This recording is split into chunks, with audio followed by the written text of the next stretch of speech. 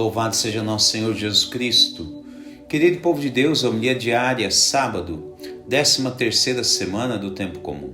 Evangelho de São Mateus, capítulo 9, versos 14 a 17. Quantas vezes, mesmo sabendo que Deus sempre tem algo bom a realizar, ou um projeto novo para ajudar as pessoas, mesmo assim, por vezes, parece que sempre queremos questionar tudo o que Deus sempre fez e continua fazendo em nossas vidas diárias.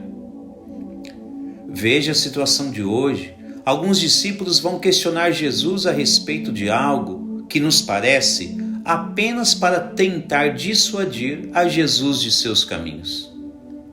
Não há muito fundamento bíblico em certas questões que ora os discípulos, ora os fariseus propõem a Jesus. Assim também pode ocorrer com muitas pessoas em seu dia a dia. Fiquemos atentos nos pensamentos que hoje a liturgia quer nos dar como via prática de auxílio. A primeira leitura indica que há um anúncio longevo desde a antiga aliança, o qual se diz que o próprio Deus irá restaurar a vida de todo ser humano pela casa de Davi.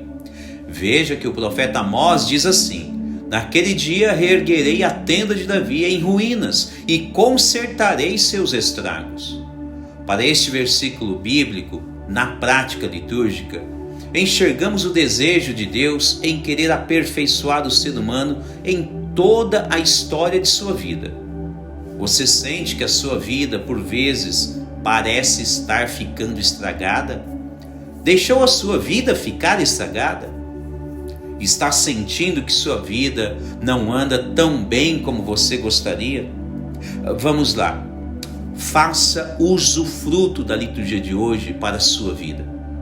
A primeira leitura fala de casa em ruínas e em estragos, mas não para por aí. Deus diz que irá consertar. Note então que não está tão difícil de ajustar aquilo o que precisa ser consertado.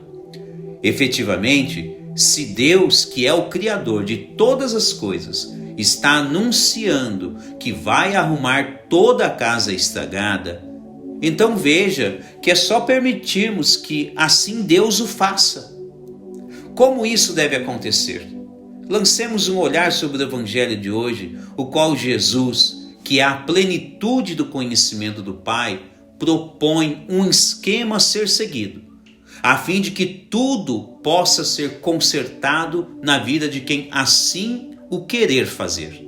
Veja que Jesus, ao ser questionado sobre uma determinada questão, instrui os seus discípulos como deve acontecer o restauro em suas vidas. O exemplo citado por Jesus fala de uma roupa que precisa de reparos e remendos. Obviamente que devemos enxergar tal vestimenta como sendo a nossa vestimenta espiritual, ou seja, aquela veste nova que recebemos no dia do nosso batismo. Então Jesus diz que a vida nova em Deus deve haver sábia decisão em querer consertar todo o estrago já feito na vida. Ou seja, se há muitas coisas erradas de antigamente para serem consertadas, não se deve ficar remendando aqui e acolá somente. Jesus instrui que, se assim o fizer, ocorrerá o risco de que o remendo não combine bem com aquela nova vestimenta que tanto Deus quer dar aos seus filhos. Se queremos uma vida nova e totalmente consertada diante de Deus, é necessário que seja uma vestimenta integralmente restaurada por Deus. Nada de ficar tapando buracos neste ou naquele canto da vida. Não. Dessa forma não funciona o restauro de Deus. Ou deixamos Deus restaurar toda a nossa vida, ou ficará aparecendo os remendos, que no ensinamento de Jesus ficará totalmente desigual com as demais partes da vestimenta. Veja o que Jesus conclui como caminho de verdadeiro restauro. Não se põe vinho novo em odres velhos, senão os odres se arrebentam. O vinho se derrama e os odres se perdem. Mas vinho novo se põe em odres novos, e assim os dois se conservam. Quer uma vida nova em Deus?